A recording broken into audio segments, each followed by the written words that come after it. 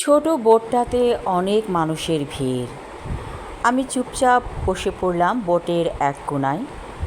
Boat এখনও ছাড়ছে না, পুরোপুরি ভরে গেলে তারপর ছাড়বে। কেউ একজন চিৎকার করে বলল, আর কত মানুষ নেবেন, অনেক মানুষ হয়ে গেছে।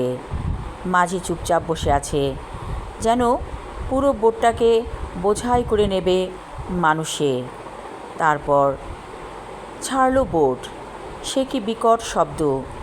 আমি দেখছি নদীর পানি। এই নদীটা অন্য সময় অতটা পানিতে ভরপুর থাকে না, কিন্তু এখন বর্ষাকাল, তাই পানিতে ভরে আছে চারপাশ। মনে হচ্ছে যেন একটা বিরাট নদী। সরু নদীর এত পানি ধারণ ক্ষমতা দেখে ভালো লাগছে। অবশ্য নদীর পানি উপচে পড়েছে, আশেপাশে যে জায়গাগুলো ছিল সব ভরে গেছে পানিতে। কিছুক্ষণ পর বোট নদীর ওই পারে চলে এলো। আমি নেমে পড়লাম বোট থেকে। এই এলাকাটা অনেক ভালো লাগে, সব সময় একটা রমরমা ভাব।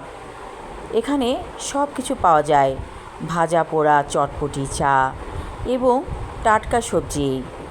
আমি একটা চায়ের দোকানে বসে পড়লাম। চায়ের পানি বিজবিজ করে ফুটছে। আমি বললাম, চা হতে কতক্ষণ? লোকটি বলল, বেশ অনেকক্ষণ লাগবে। আমি বললাম, ঠিক আছে, আমি একটু হেঁটে আসি। আমি হাঁটছি আনমনে। একজন বয়স্ক লোক আমাকে দেখে বলল, তুমি এখানে কি করছো? একা একা এসেছো বুঝি? আমি বললাম, জি আঙ্কেল, আমি একাই চলাফেরা করি। কেন? কাউকে সঙ্গে নিয়ে আসবে, একা একা চলা ভালো না, রাস্তাঘাটে কত বিপদ হতে পারে। এই বলে আঙ্কেল চলে গেলেন। ওনাকে আমি চিনি, উনি আমার শ্বশুরের বন্ধু মানুষ। আমার শ্বশুর মারা গিয়েছে বেশ কয়েক বছর হয়েছে, কিন্তু বন্ধুটি এখনও বেঁচে আছে। নদীর পাড় থেকেই আমি দেখছি ছোট্ট একটা নৌকা চলছে এবং সেখানে অনেকগুলো সাদা পাঞ্জাবি পাজামা পরা বৃদ্ধ লোক, তারা এনজয় করছে। আমার কাছে দৃশ্যটা দেখে অনেক ভালো লাগলো। আসলে মানুষ একসময় বুঝতে পারে এই দুনিয়াতে জীবনটা অনেক ছোট। হঠাৎ করে একদিন ছুটি নিতে হবে পৃথিবী থেকে, যার কারণে আজকাল মানুষ বেশ আনন্দ করে থাকে। চা তৈরি হয়ে গেছে, আর দুটো বকফুলের ভাজি। এখানে বকফুল ভাজা পাওয়া যায়, আমার কাছে অনেক প্রিয়। বকফুল ভাজা খেতে খেতে আমার মাথা থেকে সব টেনশন উধাও হয়ে যায়। আসলে এইটুকু সময় নিজেকে দেওয়া উচিত। আমি যখন হাঁটতে বের হই, অনেক মানুষ কানাঘুষা করে, আমি কোথায় যাই, কেন যাই।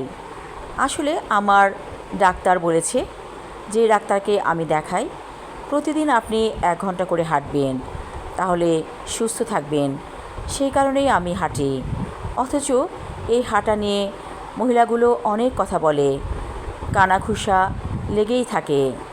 আমি ওসব কেয়ার করি না, আপন মনে হেঁটে যাই আমার মতো করে।